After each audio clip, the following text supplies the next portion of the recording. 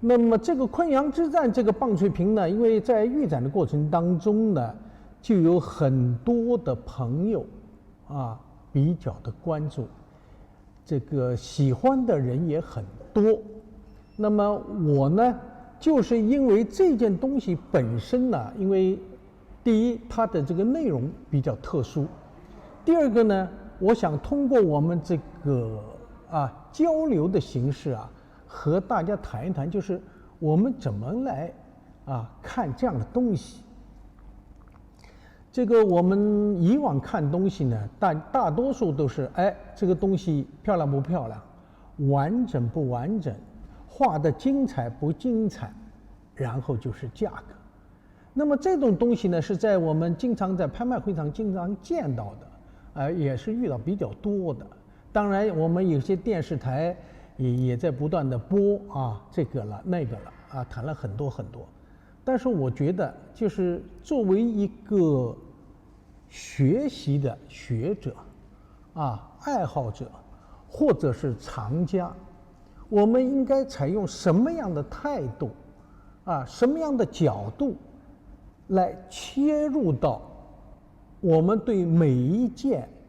东西的认识上。这个呢，因为我们看的太多，而且平时和很多的朋友也很少具体的去研究去探讨这种事情，所以呢，往往这个呢就被别人忽略了，甚至呢，在这个我们一些不同的场合进行一些比如说在电视台上的一些类似的像这样活动呢，往往淡化了这个东西。从我个人的角度来讲呢，这种淡化呢，其实应该说是不对的，因为我们不能把祖先留下来的这些传统文化的东西，因为它这个里面还包含了很多的内容，也反映了很多的历史的题材。这些东西呢，不能轻而易举的，或者说就像一个娱乐活动一样的这种轻描淡写的加以淡化它，这种做法呢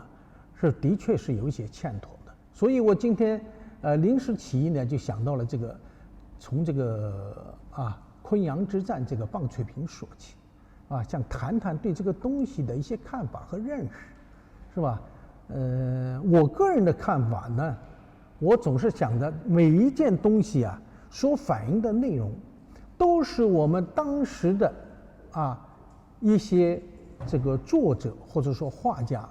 根据某些这个历史的故事、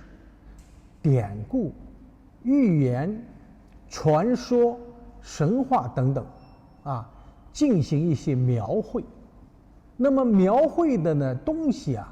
它也是向世人展示，不仅仅是它的绘画艺术，更主要的是想把自己的一些想法告知每一个观者，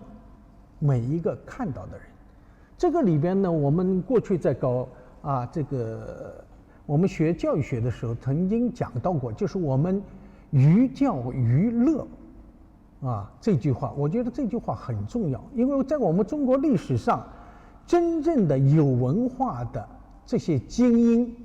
和我们千千万万老百姓相比较，他们毕竟是凤毛麟角，数量是少之又少。在这种封建社会当中，我们绝大多数老百姓他是没有文化的。那么鉴于这种情况，每一个朝代的帝王将相，他们都会想尽了很多的办法，那么来教育自己的百姓或者是子民。那么怎么办呢？他不可能像我们现在这个讯息这么发达，可以通过手机、通过广播、通过电视、通过等等等等的一些手段进行宣传。那么远乡僻壤的那些地方，那就更是没有办法所及的地方，那你怎么办的？所以过去我们更多的除了我们用木楷印刷活字印刷术印一些书以外，另外呢就是绘画。啊，所以在我们中国的历史上，在我们文物收藏当中，书画是我们文物收藏当中是第一类的，啊，这个从古至今都是这样，然后才是其他门类。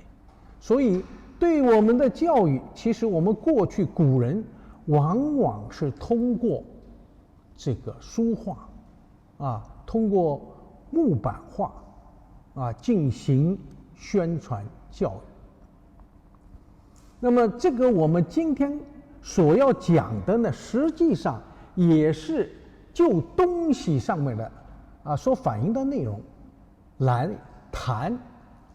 这么一个事件谈这么一个事件。那么我们就切入正题谈谈这个，首先谈这个昆阳之战。这件东西呢是一个清康熙五彩的昆阳之战的故事图棒槌瓶这个我们先说棒槌瓶吧。从造型上来讲呢，这个东西呢，因为是康熙时期特有的，因为在过渡期的过程当中，我们可以知道，崇祯有象腿瓶，或者我们叫它一筒瓶，但是呢是没有棒槌瓶的，而棒槌瓶呢是康熙时期特有的一个瓷器的造型，它不仅仅有圆的还有方的那么这种瓶呢，它最大的好处就在于它是这个块面非常有利于绘画，所以我们往往看到这个棒槌瓶的时候呢，经常会看到有花鸟、有人物、有山水这个内容反映的是比较宽泛，内容也比较多。而这件昆阳之战的这个瓶呢，正是在这个棒槌瓶上面所展开的我们先看一下这个棒槌瓶的，我来给大家看一下这个棒槌瓶的这个纹饰纹饰。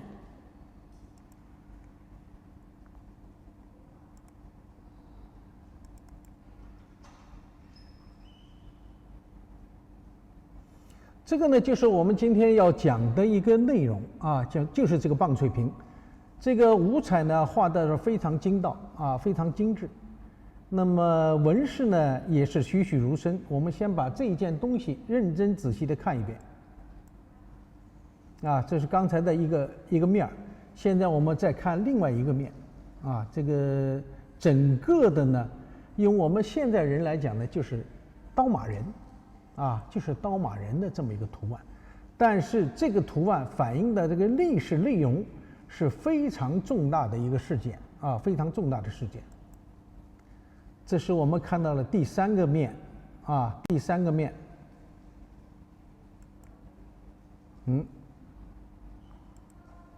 我来看一下第三个面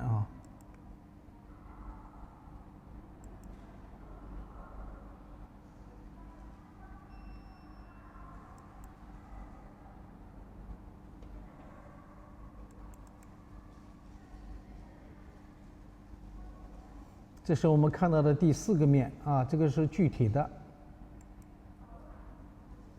这个纹饰尤其是我们这次没有能到现场的朋友大家看一下这件东西仔细的看，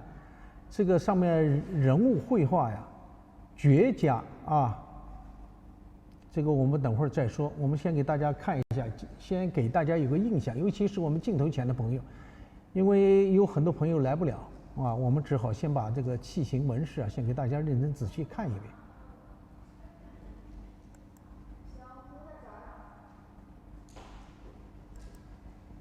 这个呢是展开图这是一个展开图，非常漂亮的一个展开图。这上面呢是正在这个冷兵器时代，我们看的都是在这样战斗的这样战斗。这个场面呢是非常的宏大气势磅礴这个我们先有这么一个印象咱们先有这么一个印象。刚才我们看完了那个照片现在呢我是想呢，就是我们要继续讲我们这个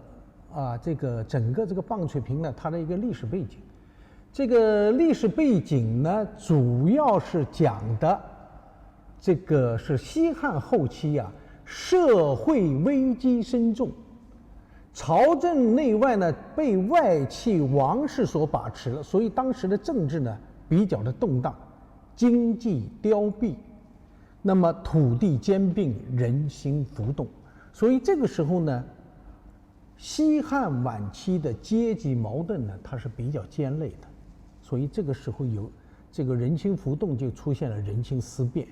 从历史的角度来讲，这个时候出现了一个人物叫王莽，王莽篡汉，正是顺应了当时整个社会的人心思变。刚才我们前面讲了，因为人心浮动、人心思变，而王莽趁这个机会呢，他开始篡汉，而这一行为呢，是在这样一个社会的这个思潮当中产生的。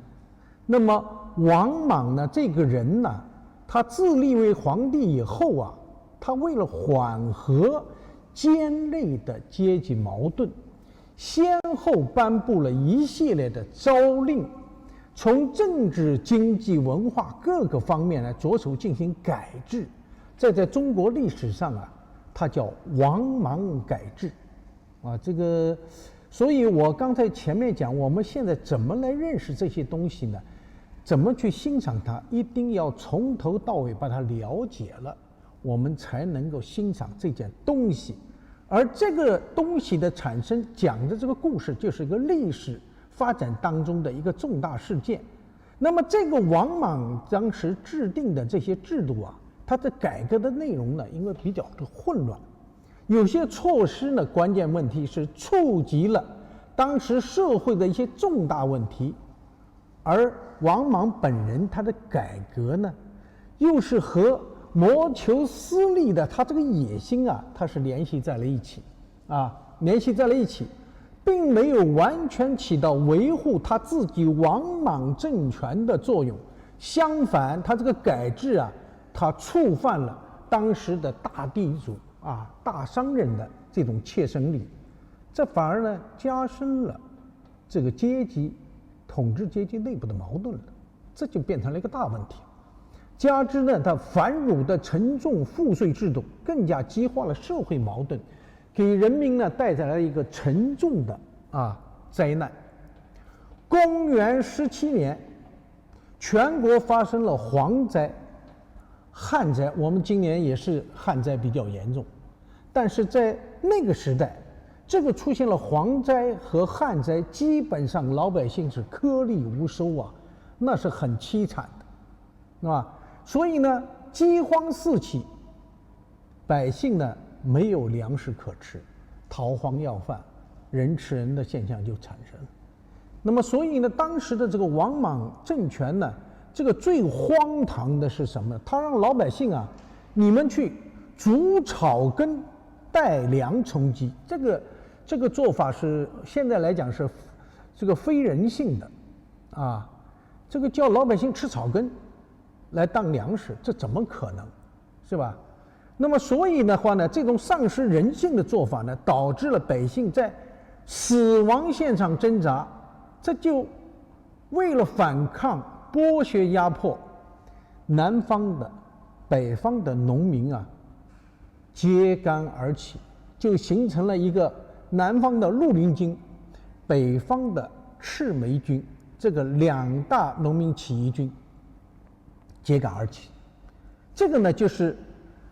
让王莽政权被推翻的一个重要原因一个是王莽篡权以后的改制，第二个呢又碰到了天灾所以就是天灾人祸都并在一块儿，就激发了这个当时老百姓的这种反抗的心理那么再加上他这个一些不得人心的做法，就造就了王莽政权的这种颠覆。这是我们讲的它的历史原因这是我们讲的历史原因。那么这个历史原因呢，它的产生是吧？刚才我们讲了，它有一个延续的过程，但是呢，这个战争呢，却是在这种压迫下很快的就形成了一个巨大的这个冲击。那么战争的经过又是什么样呢？当绿林军公开提出要恢复汉朝，就是恢复汉室汉室统治，这个王莽篡权呢，他叫新他这个建立一个朝叫新，我们叫它新莽王朝那么这个新莽王朝呢，基本上是把汉的，就是西汉这个建立起来这个政权颠覆掉以后，他就去除了汉的统治。那么现在我们的绿林军，包括有些都是汉王室的一些遗子遗孙，他们又要恢复汉王的统治。这个里边就提到一个叫刘玄这个人，当时他就提出来，他就建立一个王朝叫更始王朝。这个呢，直接和王莽呢这个政权形成了一个直接的对撞。这个时候呢，王莽才意识到，他本来是想这个北方的这个赤眉军这个已经在这个北方已经起一个蔓延之势，有一点点抵抗不住，所以呢，他想把所有的军队调过去来镇压这个赤岗军。但是没想到南方的绿林军呢，他要建立汉室，这是他不能容忍的，这个吃不消，这个还能这样？结果又决定转移战略中心，来镇压这个南方的绿林军。那么王莽呢，为了编成对汉军作战的强大部队，他特别任命了大司空叫王仪和大司徒叫王寻为统帅，调集了所谓精通63家兵法的人，充当军中的参谋和官吏。这个非常有意思，因为我们讲要懂兵法，这个为了要镇压这两个绿林军和赤眉军，怎么办呢？在全国招兵买马，其中在民间还有一些懂兵法的人，已经找的懂63家兵法的人，他就不是一个人，有一批人来当参谋，来给我们这个新军就是新莽军出谋划策。因为王莽这个人呢，他是外戚，他自己本身没有一个强大的军队来保护自己，所以他不停地在外边招兵买马，来维护自己的政权，维护自己的统治。所以呢，他就招这些人来，其中有一个人叫并任用常人，这个名字很有意思大家这个名称很熟，但是没想到确实有这样的人。这个人叫什么呢？叫巨无霸。在汉史当中讲这个人叫常人，这个说法呢跟我们现在说法是不一样的。所谓常人呢，就是个头比较高大的人他叫过去古人叫常人，他就这么称呼的。那么这个巨无霸这个人呢，是山东蓬莱人。他的个子呢，按照过去的说法，这个不同的书上有不同的记载，有的说他有3丈，有的说他有2丈那么因为古代的这个度量衡它这个长短和现在我们的这个计量的方式是不一样的。那么所以呢，最后基本上统一在这个人的个头呢有2.31米这么高，也就是说比我们那个篮球运动员姚明可能个头还要高大一些。他的腰围腰有10围，也是我们过去古人讲的这个一个计量的一个方法。那么我们过去古人讲腰有10围，就说明这个人非常的壮硕，不仅仅是个头比较大，而且呢非常的健壮是这么一个人。那么这个人呢，当初呢是应王莽招贤纳士的时候他自己提出来说，我要去抗击匈奴的对这个我们中原地区的骚扰和破坏。那么这个王莽政权的这些官吏们一看，哇，来了这么一个这么高的壮士，那当然很开心，啊，其实是欺骗他，什么抗匈奴啊，这根本没抗匈奴，直接就到了这个王莽的新军。他在干什么呢？这个人呢，专门负责构筑营垒，因为他身体壮硕，力气也很大，那么负责这个营房的建设，另外一个呢，就是将虎豹、犀牛、大象这一类的猛兽圈养在军内，他负责来养这些猛兽，因为他力大无比嘛，管这些猛兽由他来统一指挥、统一安排，来管他们。那么目的是什么呢？真正到战争爆发的时候，他可以领着这一群野兽，把它放出来以后，震慑对方的军队。因为说句老实话，我们人与人之间拿着冷兵器互相砍杀呀，尽管我们讲是非常残忍的、残酷的、血腥的，但是一旦碰到这些猛兽，平时没有见过，大家都知道虎豹豺狼这种东西，包括犀牛、大象，平时没见过的话，往往是很惧怕的。所以呢，他用这种东西恐吓对方的军队和士兵，在心理上让对方的军队有一种恐惧感，这样有利于军队在进攻的时候快速抵近，勇猛杀敌，它就起到一个恐吓的作用。但是管的人是由他负责，这是我们在这个《资治通鉴》司马光的《资治通鉴》当中刘秀传有这个记载，也记到了这个巨无霸这个人，这个是特别有意思的那么在整个的筹备镇压绿林军的过程当中呢，王莽还要求各个州的郡县均选精兵，而且呢有郡和牧守亲自率领。他不是说你光把人召集来，而且要有这个郡州的牧守这些领导亲自带队，限时到洛阳周边集中。当时中共招纳多少人呢？42万兵力。这个42万兵力对外号称是100万大军。这个我们现在打仗过去我们打仗呢主要是人海战术，不管是在抗美援朝还是我们的解放战争、抗日战争，过去我们是热兵器时代呢，也是用人海战术因为我们的这个整个设备是比较落后的，只有用人去拼实际上跟冷兵器就是稍微有一点点区别因为冷兵器是格斗式的，而热兵器呢，它是通过射击、炮击用这种远距离的这个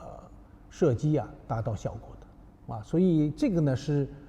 这个用不着这么多人同时展现在这个作战的这条线上那么所以的话呢，我们讲这个，如果真正42万大军在一个空间把它摆下来的话，这种气势的确是很吓人这种气势很吓人，因为这个人海这个战术有的时候也能对每一个人能够起到一个震慑的作用。那么尽管如此，公元22年，汉将王凤与太常偏将军刘秀这些绿林军呢，他们首先进击了，就是攻击了昆阳然后呢定陵、郾城等地，而且呢另外一支绿林军叫王常的部队呢，在其他地方呢也是节节胜利。所以汉军的胜利和新军大批人马压进这个昆阳这个形成了一个对峙的一个局面。所以当时呢，因为王凤和王常这个兵马和42万大军比起来，简直是微不足道。一个只有42万大军，而一个军队呢只有1万多人，这个简直是一天一地啊，差距太大太大了。所以呢，王凤和王常他们就率部队躲到了昆阳城里头，他们不敢出来，因为整个昆阳城呢就被这个新军整个包围了啊。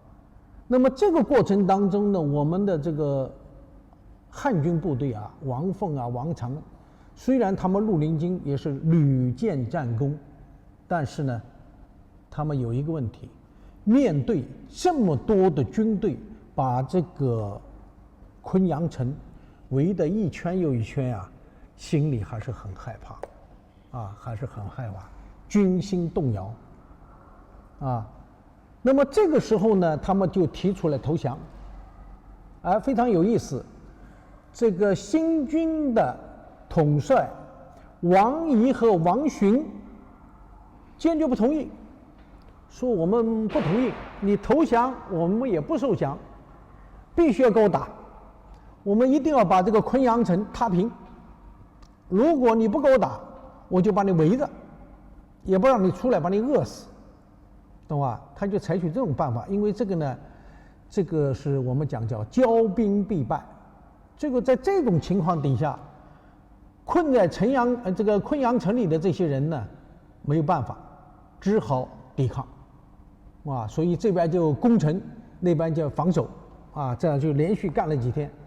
最后呢还是刘秀，啊，这个我们后来再讲啊，这个东汉这个光帝刘秀啊。他作为偏将军出了主意，他说这样吧，如果这样攻的话，我们这个城里边就这么一点点人，怎么也必死无疑。他就出了个主意，他说我们就冲出去吧。我带一帮人，带了多少呢？没有，就带了12个人冲出去。你们在里边死守，我出去招兵买马，然后把他的哥哥刘演想办法把他们那边军队调过来，啊，他们去招兵买马。结果呢还算不错，招了一些人，啊，招了一些人，里边呢在外边拼命攻，里边拼命守。刘秀冲出去以后，招了多少呢？招了3000敢死队，啊，从城的西侧向新军的中间大营进攻。这个我们镜头前的朋友啊，我不知道你们在什么地方？我呢，因为说老实话是当过兵的啊，我们70年代啊，因为我参观过我们这个部队的军马场，我们甘肃有个叫三丹军马场，现在不知道撤了没有，我就不知道了啊，这都几十年前的事儿了。这个三丹军马场呢，我们去参观的时候啊，他那一批军马呀过来，大概也只有几百匹马。整个从旁边奔腾而过，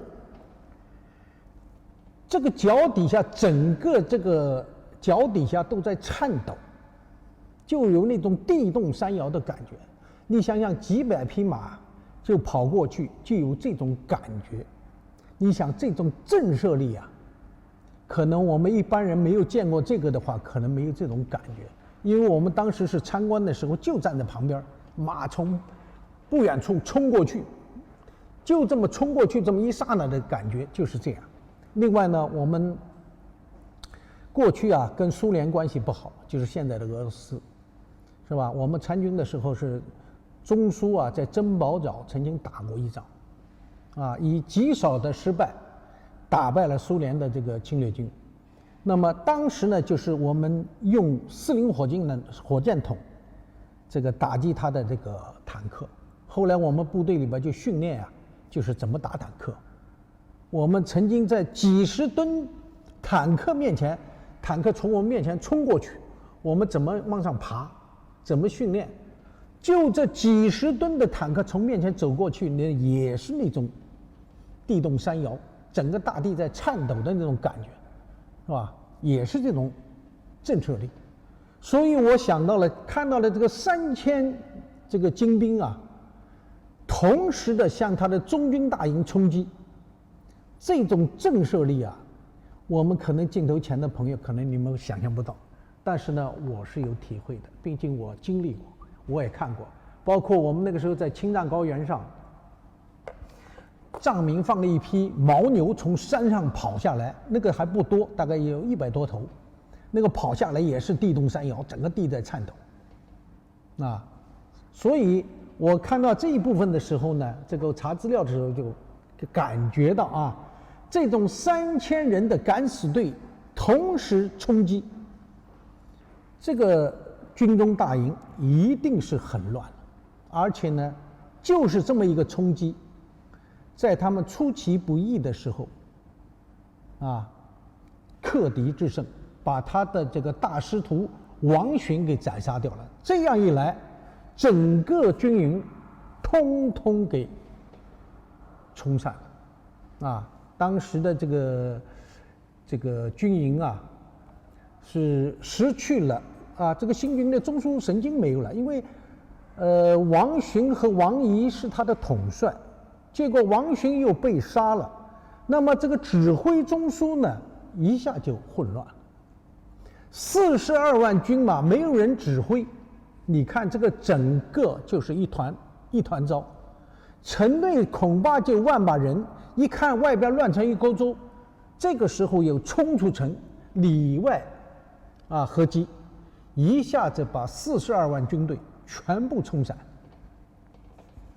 这个时候呢，再加上我们这个42万当军很多的新军呢，是一个就是种田的老百姓被强迫赶来这个啊参加这个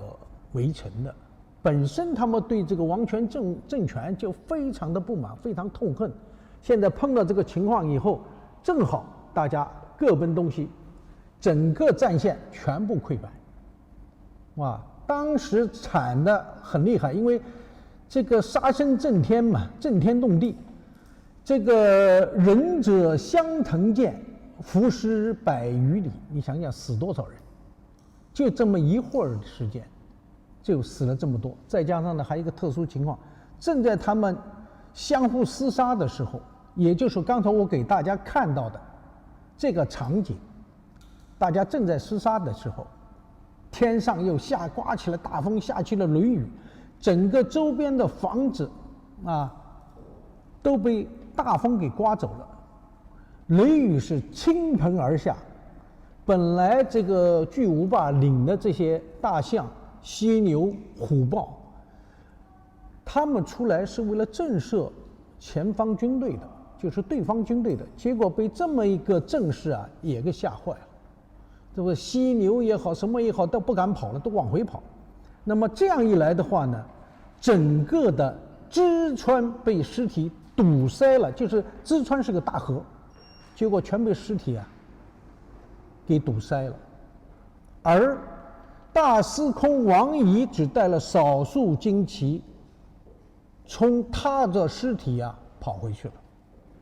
这个战败啊，让这个王莽王朝啊，整个惊恐不已，因为没有想到42万人居然连1万多人都没有打过，这是一个什么状况？这难以置信啊，太可怕了，是吧？说明这个汉军啊太厉害了啊！这个实际上呢是这个昆阳之战呀，它是用王莽军的42万人和这个不到2万人进行战斗，在兵力如此悬殊的情况底下，起义军这个他是坚守昆阳，牵制敌人，然后呢积极的掌握战场的主动权。那么作战呢指挥啊，这个里边倒不是这个王凤和王常了，这个里边最关键的一个人物啊，就是刘秀，偏将军刘秀当时出了主意，那么积极的把握这个战机，而且呢，当时的起义军呢，因为都是农民嘛，恨透了这个王莽新军，欺压老百姓，是吧？所以呢，当时的拼杀呀，他士气高昂。最重要的一点是什么呢？它是攻心战，就是心理战和军事进攻同时进行，这样一来的话呢，摧毁了新军的这种战斗意志，以积小胜为大胜，这就是这场战斗啊最根本的一个原因所在。也就是说，当时刘秀掌握了这个战机，一举击败了这个王莽的新军，这就是我们讲的昆阳之战呀。它是我国这个历史上，尤其是军事史上以少胜多的一个典范啊。所以这个我们看这个当时的刘秀啊，以刘秀为首的农民起义军，以那种大无畏的精神啊，用灵活机动的战略战术，敲响了王莽王朝的覆灭之钟，迎来了一个新的时代的到来。那么这就是我们今天要讲的它的一个根本原因。刚才我给大家讲的就是我们现在的这个在欣赏在收藏这个瓷器的过程当中，尤其是我们转换期的东西啊，这些纹饰当中，我们一定要去努力的去寻找它的文化内涵。这个是我们每一个收藏者应该具备的一个基本条件。可是我们现在很遗憾这个我们现在很多人呢，只是考虑东西好不好，做的怎么样，画的精彩不精彩，能值多少钱，这种收藏的确是意义不大的。当然，如果我们仅仅是数典忘祖，只是为了挣一点小钱，那实在是没有什么意义。所以我为什么今天要讲这件事情呢？就是从这个东西上，这个提醒我们镜头前的很多朋友，我们学习不仅仅要学会鉴定，更重要的是要了解我每一件东西它的文化内涵。我们的祖宗，我们的先辈创造出来的这些东西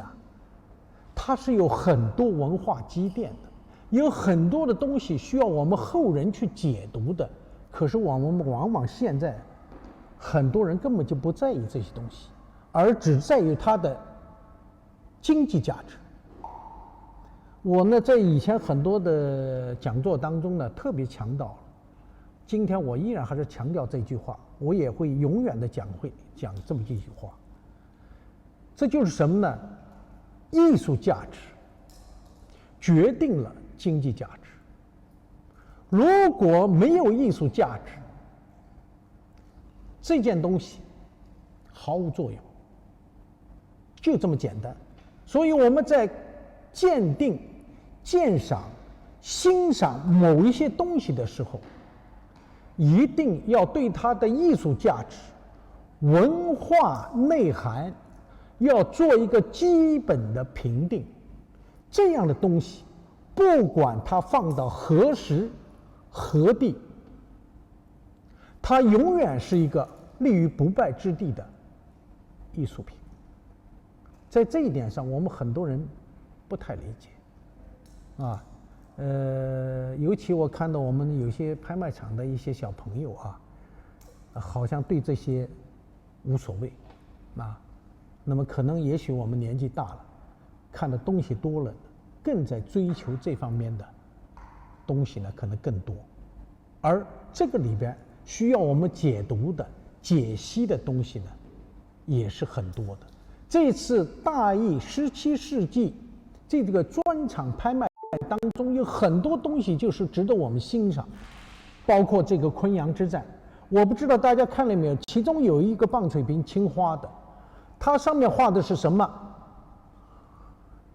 这个司马迁《史记》当中的一个经典文章，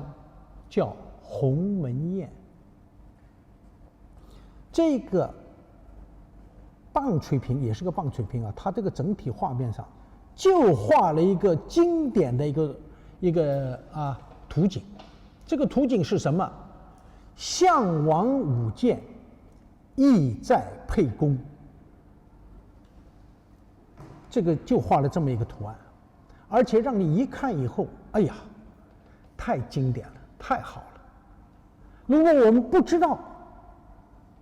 鸿门宴这个故事，我们怎么来欣赏这上面的东西，欣赏上面的内容？那上面的场景就跟刚才我给大家看的一样。当然，这个我们看的这个昆阳之战，它是这种军队摆开的阵势，气势恢宏，上面这些猛将们进行战斗，而那个上面呢，是在一个静谧的环境当中，项庄在舞剑，项伯在防守，在打，就是这么一静一动，这种传神的东西当中，我们看到了这些什么？是历史的经典，这些东西都是我们要学的。不能的话，我们就是个文盲，在这看什么东西我也搞不懂。所以这个呢，就是我在这里为什么要从这个东西上来和大家来谈这个事情，就是希望我们很多的朋友一定要注意，我们每一个东西上都有很多的内涵，很多的这个文化积淀在里面，我们怎么去解读它，这样的话才更有意义，这个艺术价值才能够充分体现出来。这是我讲的这个我们再来看这个这个棒槌瓶因为这个棒槌瓶呢，我们刚才已经看到了这个棒槌瓶里边呢，它这个整体的这个腹部呢，刚才我也讲过，它比较广阔，比较适宜画瓷画所以这个画一展开以后你看上面那个画呀，就非常的漂亮非常的漂亮。而且呢，我们这幅画经过我们查找以后这幅画呢，是我们这个在东汉秘史这个第29回创新夜王辨识贤，明贤一举邀人破之马援窝打巨兽牌的故事。这个东汉秘史这是一个著作这个著作里边呢，有这么第29回当中呢，正好反映了刚才我们给大家看到的这么一个东西这么一个东西我们再来看一下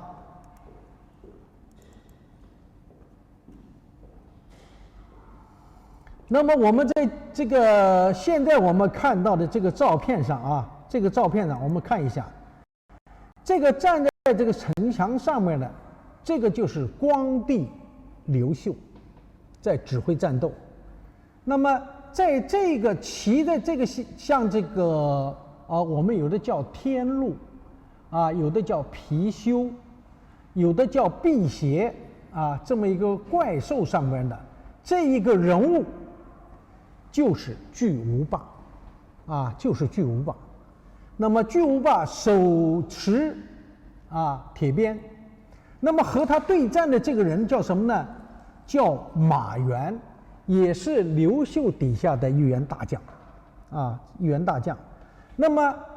刚才我们讲了，这个巨无霸呢，他很厉害，他手上有一个叫巨兽牌，而马援后背呢，他背了一个叫铁叉葫芦里边背的是铁叉。这个两者之间的战斗呢是非常激烈的非常激烈的。那么这个里面我们看到了有虎豹也有被杀的也有的正在往外奔腾周边的这些战将这种姿态各异。这个人物看见没？这个脸是绿的绿色的，这个让我们很惊讶这个形容这个人物的这个造像有一点点像我们的京剧脸谱各色各样。而这个时候我们已经看到了这个人物造像它脸谱化脸谱化了。因为我们讲京剧啊，徽班进京的时候啊，这个时间也是在100年左右的时间，100多年的时间。所以这个脸谱的话呢，在过去古代啊，这个已经在民间啊已经出现了，我们叫傩啊，傩剧就是过去在脸上套在脸上的面具，假面具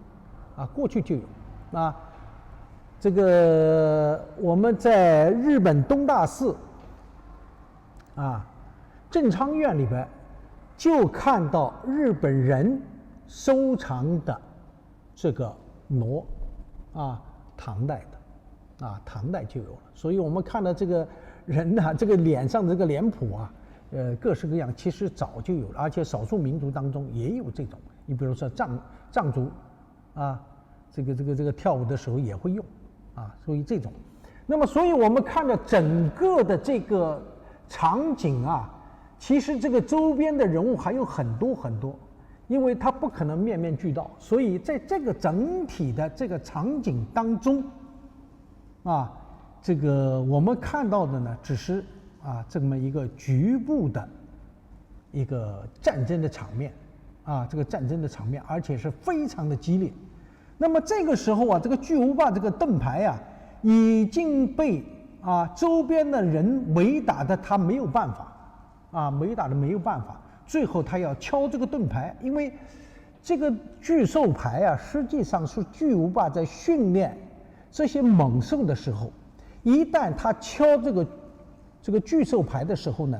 这些猛兽就顺着他的指挥就向前冲锋，啊，向前冲锋。所以当他要敲的时候，对面的马援就是这位战将，马上就把背上的这种铁叉，啊，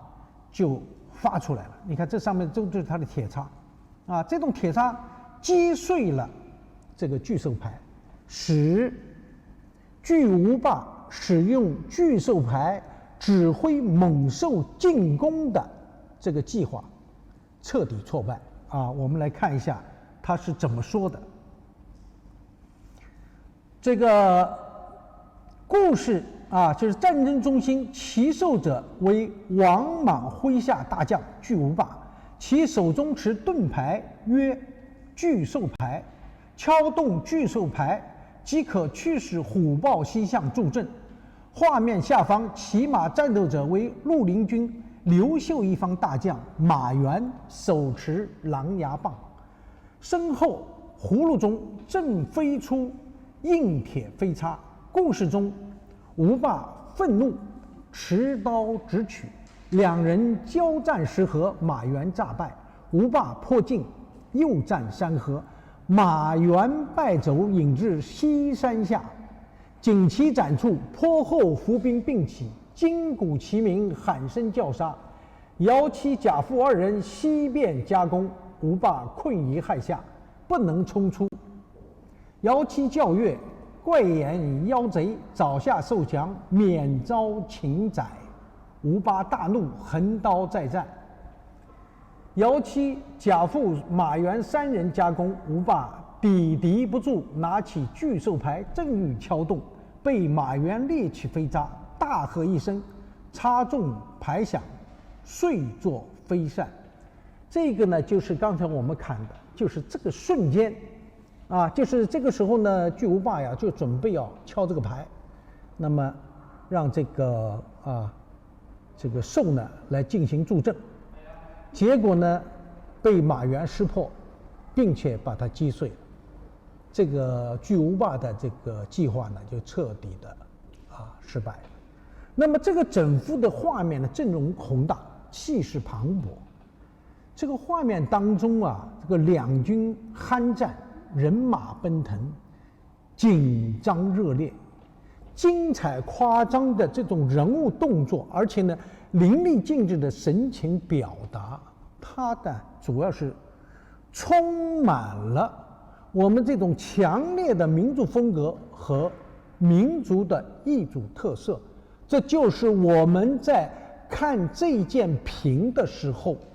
必须要了解的艺术内涵所在。那么所以呢，这一件屏啊，这个它是采用的是什么呢？采用的就是我们讲的是釉上五彩啊，釉上五彩，以红、深绿、浅绿、黄、蓝、紫、黑7颜色，而且呢以黑颜色呢作为轮廓啊勾勒的这种轮廓线，而且呢它上面的线条呢非常的流畅。矾红呢这个纹饰啊更加的容艳华丽，彰显了它这种端庄啊稳重之姿。所以这个呢就是我们讲康熙时期的五彩啊，就是通过了啊不同的画面、不同的施彩方法，使我们整个的画面彰显的栩栩如生。这就是我们讲这个瓷器啊，尤其是康熙啊瓷器，它能达到这个境界啊，是一件非常了不起的事情啊。我们再把这个东西啊再仔细的看一遍啊。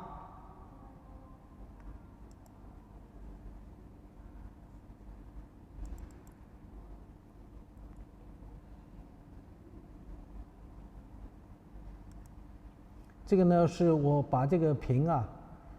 给大家再认真的看一遍。这是啊不同的面啊，不同的面出现了不同的纹饰。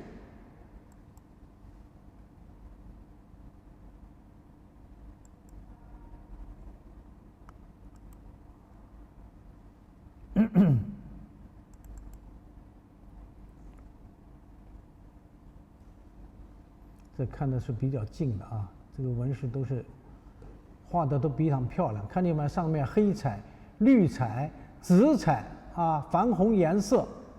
这种色彩的对比啊，施彩的方法，都是这个时期特有的。你看没有？这些猛将，这种形态啊、姿态，都是非常的啊身临其境的在进行一场战斗。啊，这就是巨无霸啊，这就是一个整个的一个场景，我们把它展开来给大家再仔细的看一遍啊，仔细的看一遍。那么看了这个以后呢，我希望我们的镜头前的朋友啊，你们能够更多的啊去来欣赏这件东西。那不仅仅是欣赏这个整体的画面啊，更重要的是了解这个时期它的这种不同的风格，尤其是刀马人啊这种绘画的技法啊，色彩的运用方法。刚才我们讲了康熙时期的五彩啊，最重要的就是黑彩的运用、蓝彩的运用。为什么呢？因为蓝彩过去我们是用青花来啊这个绘就的。而现在呢，这个问题解决了，全部变成了釉上彩，这是康熙啊对釉上彩绘的一个重大的贡献。这个呢，就是我们要理解不同时期、不同绘画风格啊，这个它的重点所在啊。那么好了，我们把这一件东西呢，整体的啊这个棒槌屏呢上面的所有的纹饰呢，都展示给大家了，而且呢，把它的历史背景，啊，把它的战斗的过程，啊，以及这件东西从局部的到整个展开的这个图，包括这个战斗的场面，全给我们镜头前的朋友展示了。希望大家呢能够看到这种东西以后啊，能够加深印象，尤其是对它绘画的风格，要做一个很重要的了解啊，很重要的了解。那好，我们底下继续来啊。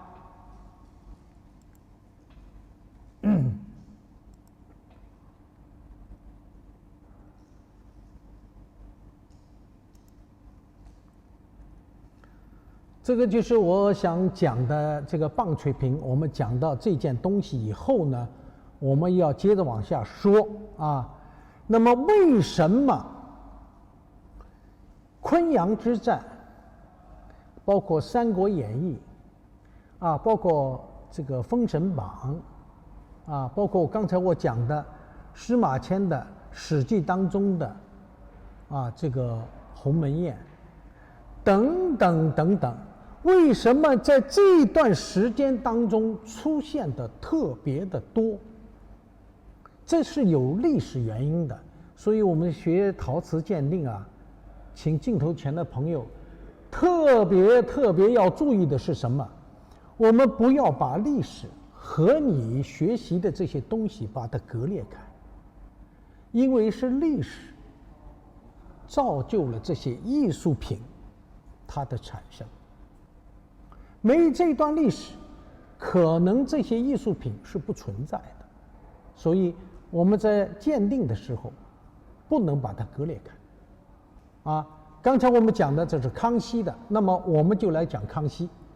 康熙朝在整个清代历史上，它是一个承上启下的、承前启后的、继往开来的一朝，它为以后筑朝发展奠定了经济条件和物质基础，对整个清代社会的发展起到了一个什么呢？决定性的作用。当然，也为清代瓷器的大发展提供了优越的条件。那么这是一个前提啊。我们镜头前的朋友可能应该了解，我们这个从明啊到清这个过渡时期，所以我为什么要把这个我们17世纪这个专场当中挑一件东西呢？实际上我是有意识的告诉大家，从崇祯开始，这个瓷器啊在制作工艺上已经和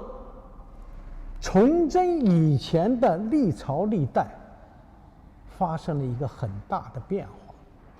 崇祯10年的天工开物当中已经明确地记载了一件瓷器从山上采石到这件东西成型啊，出窑成型，一共要经过72道工序。它这种记录是非常准确的。第二，是对胎体的或者说胎土的陶炼技法有了非常大的提升。第三，就是它的青花，它和过去明代早期的、明代中期的那种青花的筛选淘洗的方法是不一样的。在明代嘉靖以前，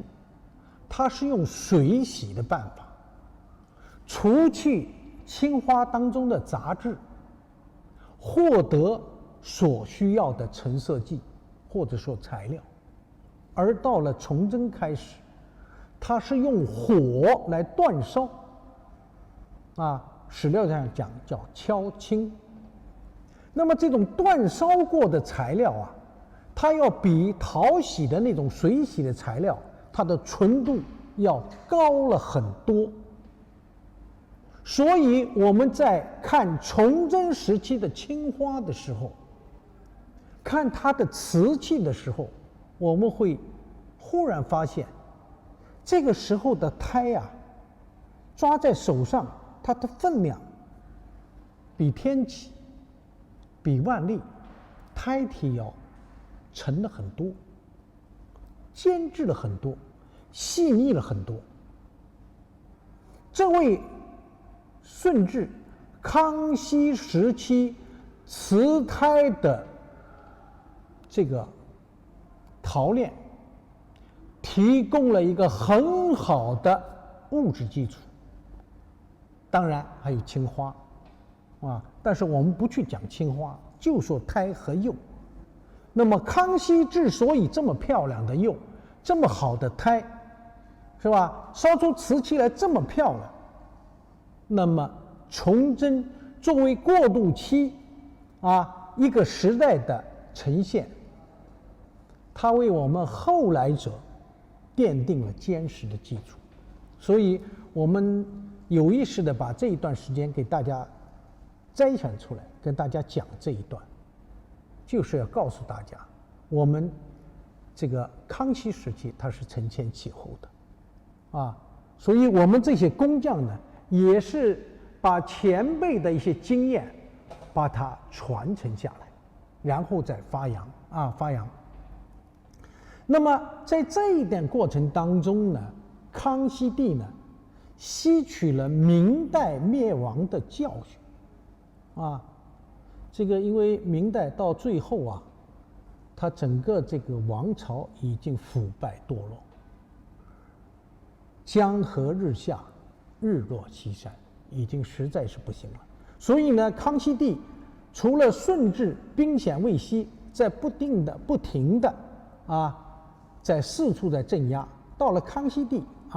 基本上30年以后整个社会环境基本趋于安定了所以呢，他就吸取了这个教训，我们一定要注意方方面面。所以他采取了一系列的适应当时社会发展的措施，顺应了历史发展的潮流。这是康熙帝所以我们讲为什么康熙朝发展的这么快，仅仅在位61年就把这个清朝这个王朝由战争的损坏到修身养息，迅速的经济繁荣，百姓的安居乐业就把它提振起来了。这个与康熙帝的一系列的政策有直接关系。那么在政治上，这个康熙帝呢，他收买了一大批的汉族的大地主和商人，然后呢，在文化上呢，他要笼络一些一部分的汉族知识分子。